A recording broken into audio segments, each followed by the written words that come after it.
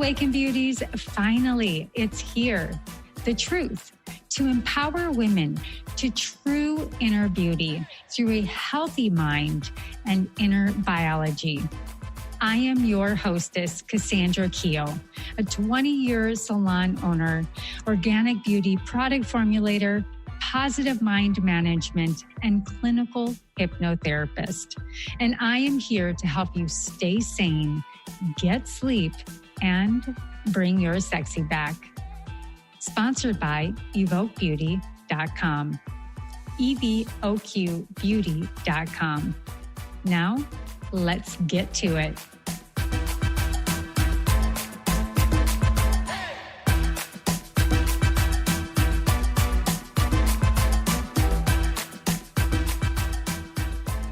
Alrighty, welcome to the Awaken Beauty podcast. This is a mini episode. Well, we'll figure out how mini this is once we get into the beef soup of today's mixture around procrastination. And you're going to want to stay till the end because I actually have 3 flavors of procrastination soup in this episode. Now, talking about procrastination in today's time together is going to be referenced towards those that especially struggle with executive function, which is the ability to hit that to-do list and get through all of them within the day or the week at that, to be able to plan, to organize in your mind and efficiently get through a full processes of a project from soup to nuts. So the other person that may especially benefit from today's episode is midlife women, men, or even children that suffer from the tendencies to be a little bit more on the ADD or ADHD side. Now, when I say suffer, it's because these tendencies tend to be a little bit more intense in our nervous system. So with that being said, I think everybody can relate to procrastination, but I wanted to call out those 2 personas, so to speak, for you to listen up because this is for you. Now, I'm going to start with a quote, which is from Ella Varner, and it's, "I'm a big believer in putting things off. In fact, I even put off procrastinating." So here's the deal, my friends. Everyone puts things off sometimes, but procrastinators chronically avoid doing something, knowing that they need to do. And even though they know it's a bad idea, they still do it anyways. And we go against our better judgment, despite knowing that our behavior is going to evolve into a negative consequence, whether immediately or down the road. But still, procrastination is essentially this irrational behavior that we tend to have a relationship with. So procrastination typically is defined as the tendency to delay those activities that have to be completed before a certain deadline. And most of us think that procrastination in large part reflects let's call it the perennial struggles with self-control and time management. Quote unquote, "I don't feel like it," takes precedence over our goals. So as we're learning, however, the procrastination is really a short term for our mood. It's to repair our mood in the moment. And the absolute discomfort we feel about a task is so visceral in our body. It's so strong that we naturally want to avoid our in the moment negative feelings. So we suppress it or we put it off. And it gives us that immediate relief. So essentially, we can feel rewarded for procrastinating. So listen to what I'm saying. The feeling, the dopamine hit for getting the relief of putting it off and not having to do it literally is a wiring in your brain and gives you that dopamine. So of course, we as humans also have the fantasy that there will be more time to do things later. So we consistently just put it out into the future, thinking into forever land, we'll have more time later. And we all have a tendency to prioritize oftentimes our short-term needs ahead of our long-term needs.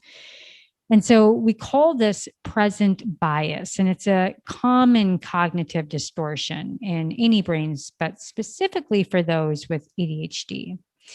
And on a neural level, we perceive that our future self is more like a stranger. So that procrastination actually gives us the feeling that the task will be somebody else's problem down the road. Even though we're affinitizing it with ourselves, we don't really, we're not really attached to that relationship unless you know that I love attaching to our superconscious, unless you live in that superconscious sense. You know, for me, I've been able to now train my mind, my neural imaging in my mind of how does that put that future self that I already know that she's becoming, how does that put her off? So that's just something I wanted to slide in there. So, you know, really involves some degree of self-deception. And procrastinators typically contend that they perform better under pressure for a reason, going back to that dopamine hit. But research also shows that it is not the case for the general population. And more often than not, my friends, it is just their way of justifying putting things off. So on some level, a procrastinator is aware that they're putting things off today and is going to result in potentially more pain later. Risk reward. So a quick tip here is I've actually started to create the inhibition of being able to pause and say, okay, if I don't do this now, what pain am I going to pay off later? Or maybe I want to buy a course. If I do the short term to wanting to take this course now, do I have the time in my schedule to do this, to actually soak it and actually benefit and be able to serve it on a platter to my clients so that they can get, you know, the results in their life? And so it's that inhibition to be able to create that moment of pause and that self-deception, really. So the next thing I want to talk about it, and going back to that cost benefit analysis, is that procrastination costs more than just our productivity. And to be honest with you, there's really, really big costs resulting from procrastination. And it is internally troubling, and it can lead to problems. Listen up, my ladies: insomnia, our immune system breaking down. And if we understand stress, how it impacts our gastro system. So it puts us in this state of high inflammation, chronic stress. It evolves into low life satisfaction and poor health. You know, even in our business, you know, our business is a trauma-informed experience because we never really drop our bags at the door, and we bring our experience from past trauma, big T and little t, into our business, into how we create our family ecosystem. So chronic stress can really lead into these comorbidities, or let's just call it depression, anxiety, even hypertension and cardiovascular disease. It makes sense, right? We are energy, and our heart chakra is energy. And when we're in pain, our heart chakra and our cardiovascular system is going to see the repercussions. So procrastination can also erode personal relationships, our job performance inside the workplace. And overall, procrastinating has pretty destructive effects, let's just be honest, on our mental and our physical health and well-being. And it just spills over into all aspects of our life. So as a nerdy nerd, I want to jump into a little bit of some interesting procrastination research. Now, results demonstrated that procrastination positively correlated with sleep disturbance, a link moderated by our chronotype. such as self-identified morning types reported lower with procrastination and fewer sleep disturbances. And among the intermediate and evening types, the relationship between procrastination and sleep was mediated by rumination and negative mood. And so these findings suggest that addressing the impact of sleep should be one of the targets of his interventions in our life for treating actually procrastination. So it's kind of a flip on this piece of nurture and nature in our chronotype. And we already know that with ADHD individuals, we tend to have a delay response in our basically our melatonin is delayed, and so we tend to stay up later at night. So if we treat our sleep, we can actually treat the procrastination in a beautiful way. Now, let's hop out of procrastination and let's get into procrastinating. So, as you might imagine, there's a great deal of research from many different angles on procrastination. And crazily enough, there is also research about the opposite of procrastination, which we call precrastination. And it's really interesting because research defines this as the tendency to complete or at least begin tasks really quickly just for the sake of getting it done. Right. So I'm sure you can imagine your kid just doing it really quick so they can get it done. Or when you were in school, you did your homework just to be finished with it. My gosh, it pulls into all aspects of our life, even if it costs us in the long run. So I really, really love that they researched and actually coined this term as precrastination.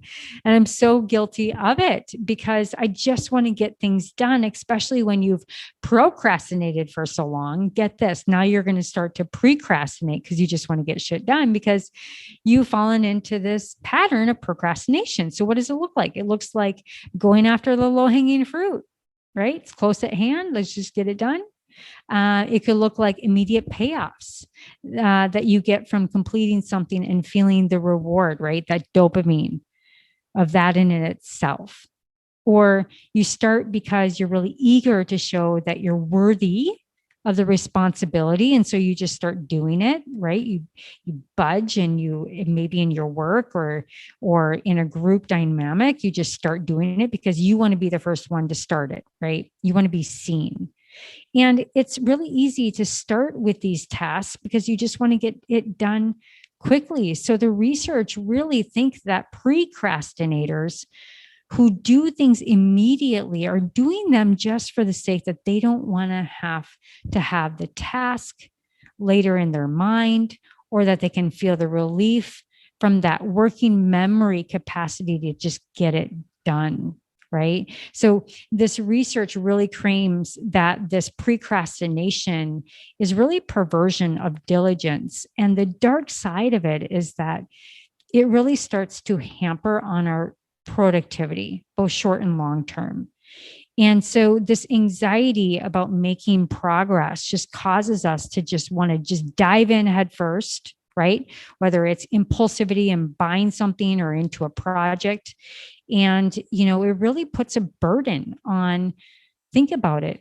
Think about your colleagues, your family members, the fires that we have to clean up in the long run, or somebody else has to clean up. I mean, I remember when I was a part of a political campaign, and there was a lot of writing, a lot of fact checking, a lot of auditing, just the different copywriting. And I remember I was so jazzed up and I would get really, really good feedback on where things were going. And then a lot of the times people would have to go clean it up because I was so excited and I just wanted to get it done. And so that precrastination really cost the whole campaign to have to make sure that we're double checking and third checking, right? If that's even a word.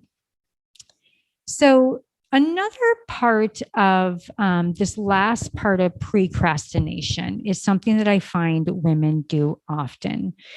And, you could be called a type A kind of person if you have these really, really long to do lists.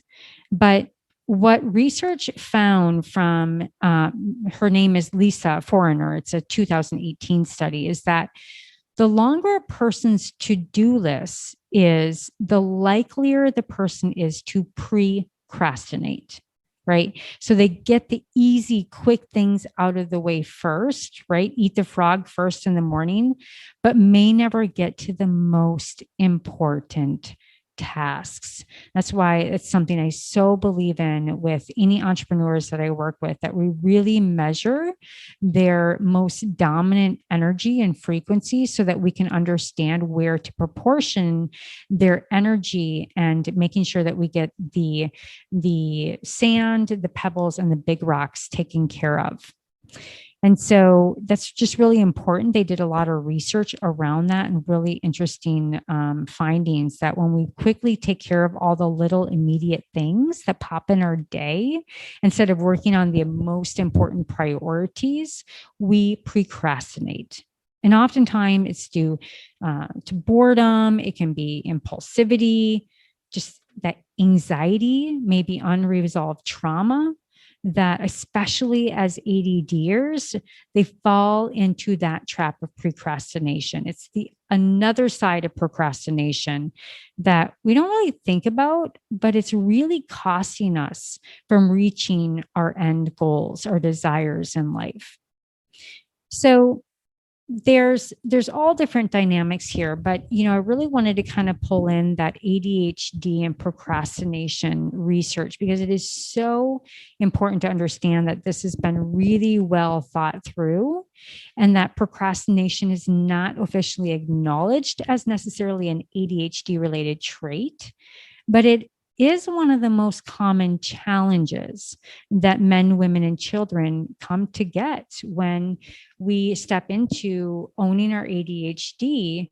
And oftentimes, you go and get a coach, and I often hear that I procrastinate all the time.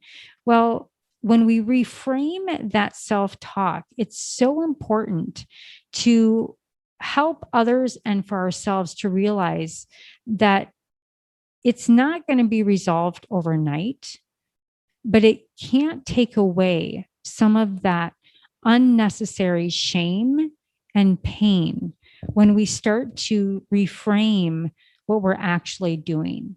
Because what's actually true is that they may put things off and they don't know why. They don't understand that their ADHD brain wiring might be a part of the issue. So that reframe of our self-talk of I always procrastinate may be just because you have maladaptive coping strategy around this vicious cycle of wanting to get things done, or not being able to see the visceral connection to that future goal being accomplished, that you're willing to do the small task, but be able to look at your energy and plan it efficiently. So I promised you, coming to an end, 3 different flavors of procrastination. And again, going back to research, I found this so interesting. There was a small study in 2006 that explored the procrastination rates among adults with and without ADHD. So this is so good.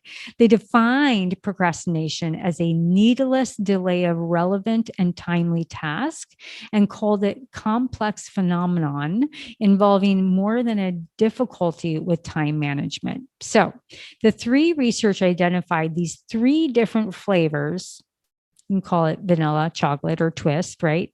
Of procrastination in adults with ADHD. So here's the 3 different flavors. The first one is vanilla. Let's call them arousal types. Well, this is good. Actually, this is a really good working memory exercise. So to remember arousal, think of vanilla.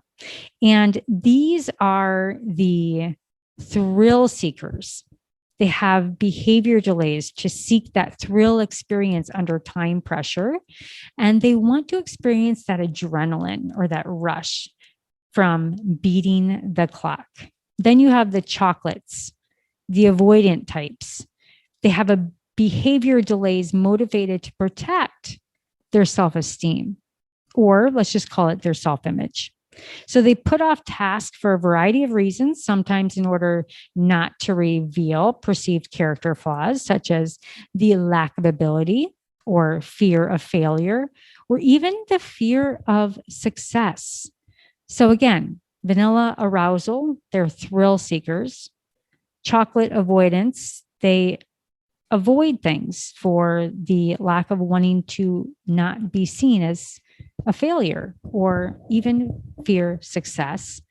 And then you've got the twist vanilla cone, and those are the decisional procrastinators.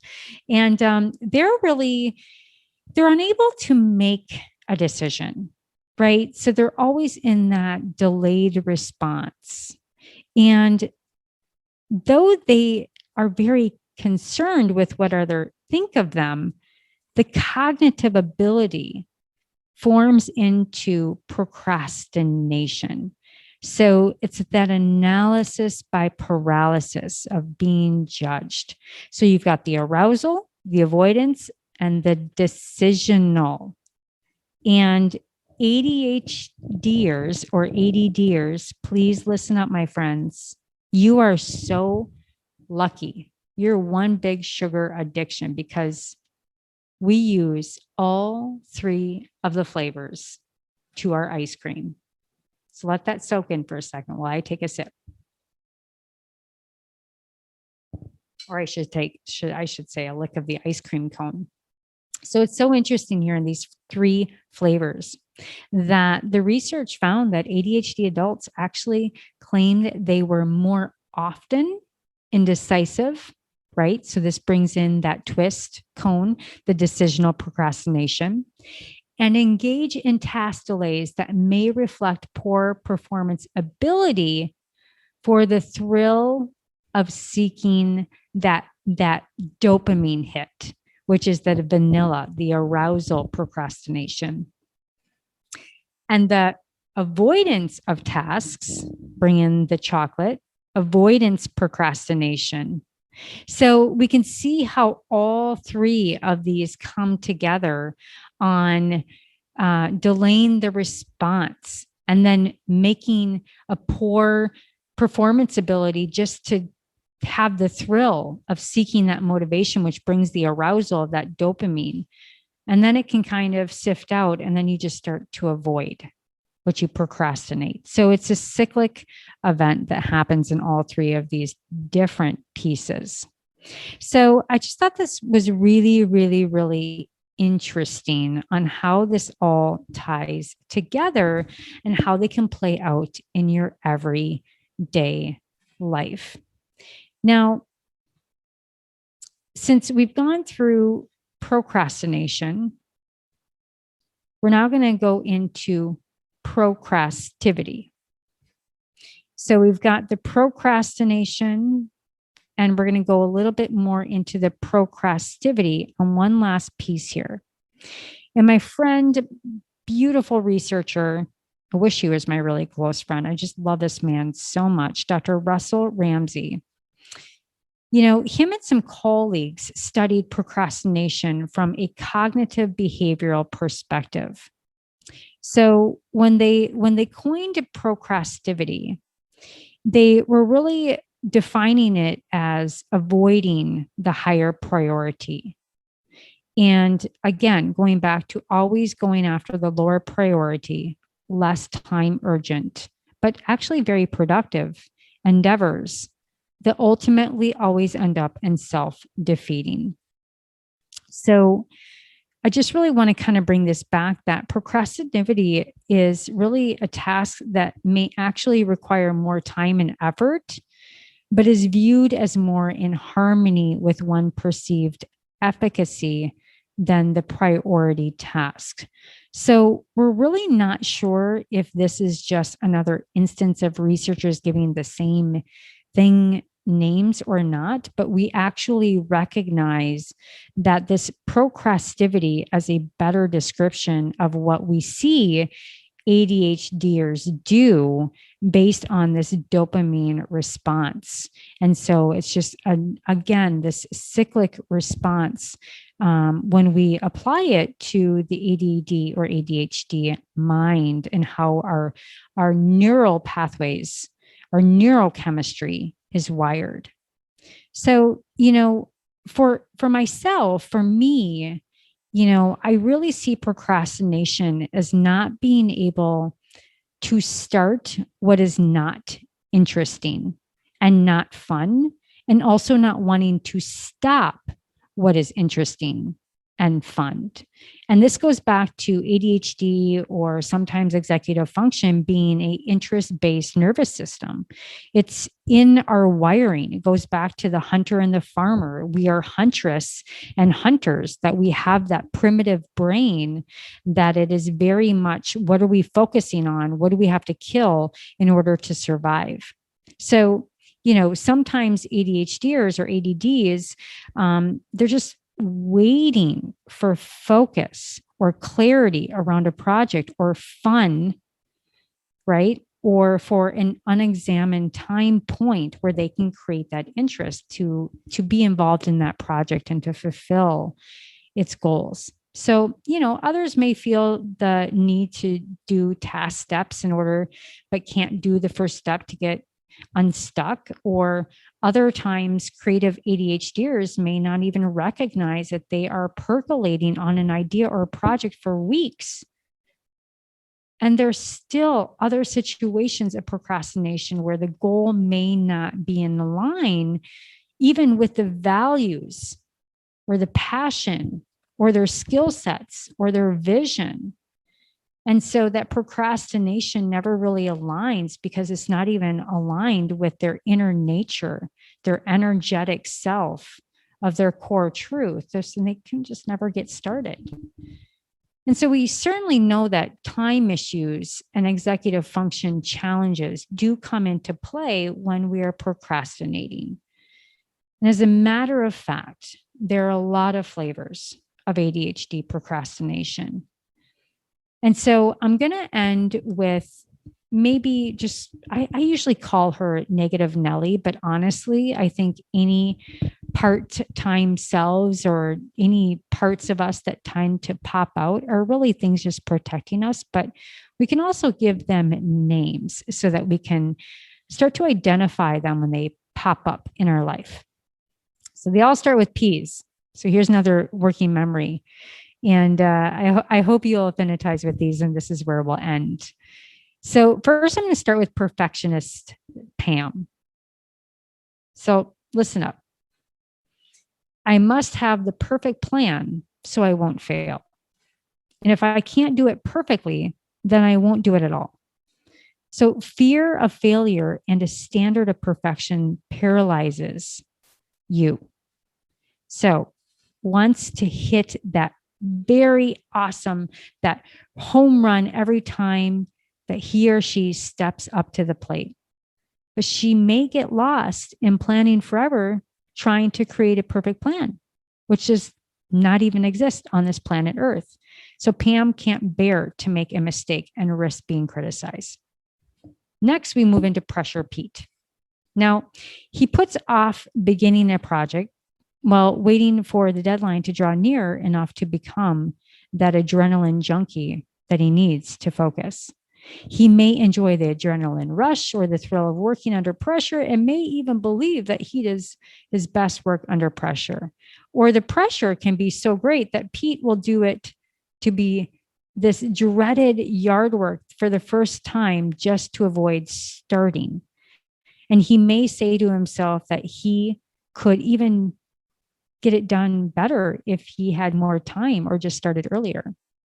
So Pete likes to be under pressure. And then you have postponer Peggy, and she says to herself, oh, there's plenty of time. There's no need to start yet. She's often time challenged in a variety of ways, such as underestimating how long the project will take, not recognizing how quickly the deadline is coming up, or just thinking there will be more time later. So Peggy may keep researching long enough when she needs to just move on. And then we have passionate Patrick. Now, Patrick becomes so excited about an idea or concept and tells everybody how great it is. However, he ends up spending all this time daydreaming about defending the idea rather than making a damn plan and start taking action. And then you've got problem proliferator Penny, and she finds fault with everything that is not her idea, but eventually she'll get faulted for her idea as well. She's looking for problems rather than possibilities, my friend. Penny does not want to take unnecessary risks as she worries about what might go wrong. What if, to the point that she never even gets started. And then you got prioritizer Phil. He takes on too much and can't make a decision because everything feels equally important. He often can't say no to others' demands. So he just ends up working and doing longer hours and for others and for their friends, and he never gets to his own work. And so sometimes Phil is so busy that he doesn't even take time to set deadlines and priorities for himself or his well-being. And then pessimistic Pearl. She feels so overwhelmed, so anxious by what she wants to do. It just feels too big for her. So she visualizes failing and therefore can't even begin. And Pearl doesn't even realize that she's planning to fail. And then you have puzzled Paul. When I figured out all the puzzles of the puzzle pieces and the pieces to the puzzle and all the people, then I will do what I need to do to get the job done. But Paul is waiting to see the whole picture in the puzzle before he can ever start. 3 more, my friends, because then you got picture Polly, and I see an entire picture of what the end should look like. And I can even conceptualize how it all fits together. And what I don't know how to break the project pieces into pieces and get the pieces into logical order, picture Polly knows she can't do her project all at once, but she's waiting to find that first step so she can confidently do what she sees in the big picture. And then you have potential Percy. And this project has so much potential. If only we could get the right amount of money or the right people. Percy talks about the good game, the big game, but it is always finding escape from finding fault. He will talk a great enthusiastic game until action has to occur. Then he runs away from the avoidance of the task. And last but not least, you have pretender Patty. And she fakes others out, including herself, by making them believe that she has been successful in similar types of projects before, but she's just talking to feel better until she actually has to do the work. So, my friends, regardless of exactly what brand of procrastinator you are as a person or what flavor you are, it is possible to reduce procrastination with effort, mindfulness, and awareness. And however, I do want to say this, when an ADHD child appears to be doing this, it's going to be an uphill battle to get that child to do homework when he doesn't see any value that would be worth the effort he would have to expend. So from adult to child, how we can really look at this is in a strength-based context. If you're a big thinker, you're great at doing fun things first, right? But the neuroscience says the delayed response, preparation time, and difficulty getting started due to late cognitive control and maturity is to be the cross-checked. Or maybe you're a great sprinter, right? So maybe you should be the leader of the team, allowing yourself to sprint ahead and allow everybody to come back into flow behind you. Or maybe you live in intuitive flow rather than constrained by structured of time. You'd be really great entrepreneur, but you have to remove the roadblocks that intend on taking action and make sure that you have the facilitation of faculty around you to be able to finish things. So there's all different pieces here around procrastination. from checklists that are too long to jumping in to want to get the dopamine hit. But, I hope that you remembered, which P you are in those procrastinators and identities. And even the chocolate, vanilla, and the twist of the arousal type, the avoidance or the decisional procrastinator, so that you can start to identify ADHD or not, if you procrastinate or precrastinate, and know that it has all been studied and validated, but it does dial down into how does it affect our health, our sleep, our immune system, and the relationships in our life. And how can we love ourselves and allow those tendencies to love us back, be able to be responsive in a way of reflection and seeing that come in through these different personalities and types and flavors, and just start to think more long term and bring the appropriate action and support that we need to help us. So I hope that you enjoyed this. I truly, truly hope that you did. And I'll leave you with another quote, my friends. And before I do, if you need any help in understanding your energy type and your sensitivities around your procrastination, please do reach out to me. I would love to help you. So with that said, here is the last quote, and it is from Margaret Mitchell, and it says, "I can't think about that right now. If I do, I'll go crazy. I'll think about that tomorrow." So with that said, my friends, all of my love, all of my light. Thank you for joining me on this pro and precrastination short episode. I hope it was helpful to you. Please let me know your thoughts in the show notes or wherever you listen to your favorite podcasts. Until next time, stay sane, get sleep, and bring your sexy back.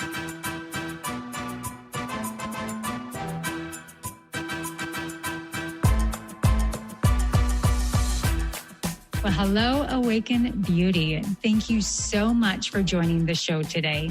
Were you inspired? Please leave a comment or your own personal aha moment so others can capture exactly what you did. Also, please like and subscribe wherever you listen to your favorite podcasts. And if you're interested in high quality natural products for your hair, skin, and wellness, including organic CBD, please visit evoquebeauty.com. Again, that is evoquebeauty.com, evoquebeauty.com. And until next time, darling, stay sane, get sleep, and bring your sexy back.